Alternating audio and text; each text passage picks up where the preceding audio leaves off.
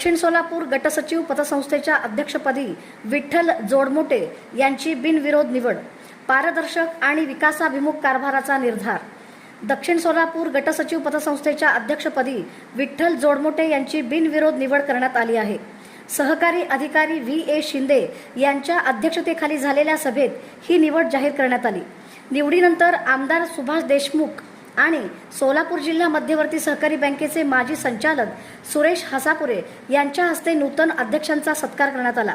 यावेळी बाजार समितीचे संचालक श्रीशैल नरोळे, गटसचिव संघटनेचे जिल्हास्तरीय समिती सदस्य सोमशंकर करजोळे यांच्यासह अनेक मान्यवर उपस्थित होते.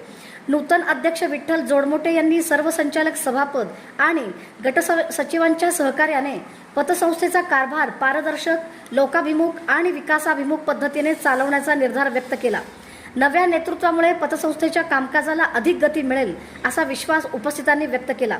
यावेळी लिंगराज रामपुरे, पीरसाहेब अमलीसुंगे, रमेश मोहिते, राजशेखर वाले, शिवय्या स्वामी, नागनाथ चडचणे, राजकुमार राठोड आदी उपस्थित होते. कार्यक्रमाचे आभार सचिव नितीन माशाळे यांनी मानले.